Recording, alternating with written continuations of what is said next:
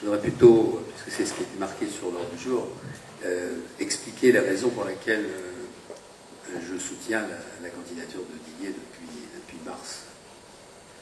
La première, c'est que, comme il vient d'être rappelé, j'ai été pendant 1 an et demi président de la communauté de communes, et qu'à ce titre-là, je suis bien placé pour savoir tout ce dont le plateau Briard avait besoin, et tout ce qu'il n'a pas obtenu. En fait, c'est très facile de faire le bilan. Hein. En 7 ans, on n'a rien obtenu de tout ce qui était nécessaire au territoire, que ce soit dans le domaine des infrastructures, tel que ça vient d'être expliqué, que ce soit dans le domaine du développement économique, on y reviendra tout à l'heure, dans le domaine au collège, par exemple pour Villecrène, je dirais même pire, il y a des dossiers qui étaient sur le sommet de la pile pendant un temps et qui ont finalement complètement disparu, tels que la RD33, la déviation de la RD33 ou le collège. Bref, nous n'avons rien obtenu et on pourra essayer de comprendre les raisons pour lesquelles on n'a rien obtenu. En tout cas, c'est un fait. Donc, ma conviction, que je porte depuis de nombreux mois, mais qui est encore plus forte aujourd'hui, c'est qu'il faut changer. On a besoin d'avoir un vrai conseiller général. Et quand je dis un vrai conseiller général, ça veut dire un conseiller général compétent, et ça veut dire un conseiller général qui ne fait pas on va appeler ça de la politique politicienne. Je vais vous raconter une petite anecdote qui est arrivée au mois de septembre-octobre. Au mois de septembre-octobre, nous avons été invités par le président du Conseil général, tous les maires, les nouveaux maires, les anciens et les nouveaux maires élus, par le président du Conseil général, qui nous a expliqué qu'il avait l'intention de venir nous voir les uns et les autres, rencontrer également les habitants, bref, se mettre à l'écoute et recenser les problèmes que les différents territoires avaient, et il nous a expliqué sa démarche. Bon, très intéressant, et quand il a eu fini de présenter sa démarche, il a demandé si quelqu'un voulait intervenir. Les grands élus, laissant passer quelques secondes, le nouvel élu que j'étais en a profité pour lever son doigt et prendre la parole pour remercier le président du Conseil général de sa démarche et lui dire que nous, petite commune et petit territoire, on était très désireux de le voir le plus rapidement possible et j'espérais simplement qu'il ne prendrait pas les villes dans l'ordre alphabétique. On aurait été placé sur à peu près, on en serait un peu ensemble, mais qu'il ne tarderait pas à venir nous voir.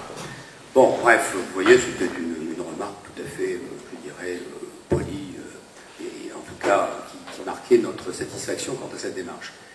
Et puis, il y a encore eu quelques secondes, et une autre personne a levé le doigt pour demander la parole. Devinez qui? Et surtout, devinez ce qu'il a dit.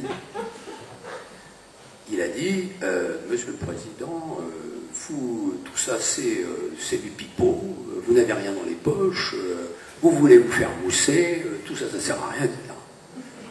Alors là, je me suis dit, mais si depuis 6 ans, c'est ce qu'il fait au Conseil général, ça ne m'étonne plus qu'on n'ait rien. C'est-à-dire, quand on est représentant d'un territoire, il faut porter les dossiers de son territoire et il faut respecter ceux qui sont les gestionnaires de la collectivité, quels qu'ils soient. Ils sont en charge. Moi, j'en côtoie un certain nombre à travers le SAF, à travers les communes de l'agence de développement, etc. Je sais qu'ils ont leurs idées, mais quand ils sont au boulot, ils réfléchissent et ils apportent des idées tout à fait réalistes. Donc, voilà, première raison, certitude, mais vraiment, hein, certitude qu'il faut changer. C'est un besoin pour le canton. Deuxième raison, c'est qu'on pourrait ne rien dire. Mais quand on a été élu, quand on a une responsabilité politique et qu'on a une certitude de cette intensité-là, on a l'obligation de s'exprimer sans faire de calcul, sans dire « Ah là là, est-ce que je vais m'attirer des sympathies ou est-ce que je vais m'attirer des foudres, etc. » Et à ce propos-là, permettez-moi, à ce stade de mon explication, de rendre hommage et de remercier mon voisin de droite, Laurent Lafont, parce que c'est ce qu'il vient de faire. S'exprimer, choisir avec courage. Je dis bien avec courage parce qu'on n'en a jamais parlé, et on n'en parlera sûrement pas, mais j'imagine aisément, vous savez, dans les familles, il y a des... Hein, voilà, j'imagine sans difficulté le nombre de coups de fil, plus ou moins gentils, qu'il a dû recevoir d'ici ou de là, pour avoir décidé de nous soutenir.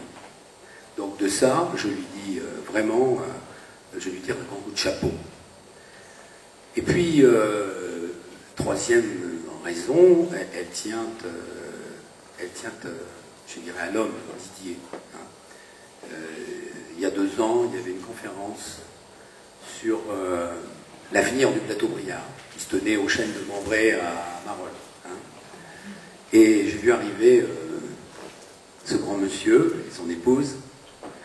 Moi, j'étais en train d'expliquer ce que je ressentais et les besoins du plateau Briard, et puis ils ont posé des questions, ils se sont intéressés, et puis on s'est revus, on a parlé, et donc j'ai découvert quelqu'un qui se posait beaucoup de questions. Il venait d'arriver d'ailleurs, je crois, hein, c'était tout récent, habitant. Et puis on s'est revus plusieurs fois, et j'ai découvert chez Didier Giard un homme qui a un certain nombre de qualités, j'en ai noté 5. J'en ai noté 5 pour qu'il n'y en ait pas de trop. Et à chaque fois, je vous inviterai à réfléchir pendant que je dis un truc. Et si l'autre a-t-il les mêmes? Didier a une vision. Didier a une vision, c'est-à-dire qu'il ne raisonne pas uniquement sur ce qui va se passer cet après-midi. Il essaie de se projeter. Il essaie de se projeter à moyen et long terme. Et quand on prétend gérer les affaires de la collectivité, ça me paraît être absolument indispensable. Didier, il est créatif.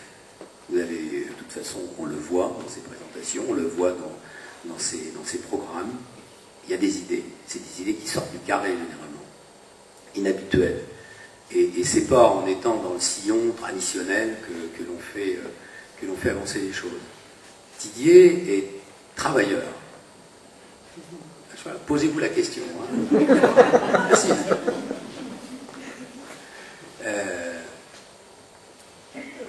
La quantité de travail qu'il a fait, vous avez vu, ces documents sont denses et riches.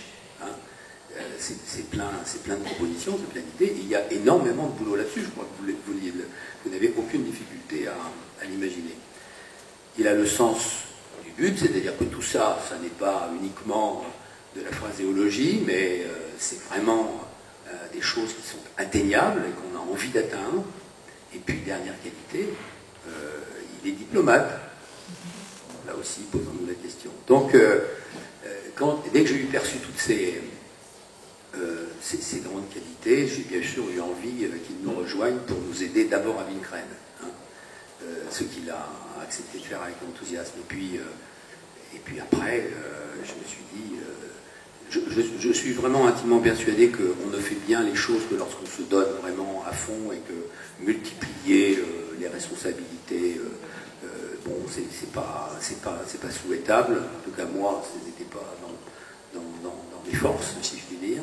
Donc j'ai souhaité, je lui ai demandé, on en a parlé, qu'il s'engage sur le canton. Il me paraissait avoir et les réseaux et toutes les idées. Voilà pourquoi aujourd'hui, quelles que soient les conséquences, je suis à fond derrière Didier, tout en disant d'emblée que, en rappelant ma première raison, c'est qu'il faut changer. Donc, ce qui serait de pire, et j'espère que vous allez agir comme des agents pour porter la nouvelle, hein, il faut que les Villecrénois, que les électeurs se mobilisent. Parce que le pire, ce serait qu'on ait un faible taux de participation, parce qu'on sait très bien que ce taux de participation serait probablement, ce taux d'absentéisme plutôt serait sûrement davantage le fait de ceux qui sont censés se poser les bonnes questions que des autres. Donc il faut encourager tous ceux que vous connaissez à se mobiliser et à aller voter. Voilà pourquoi je soutiens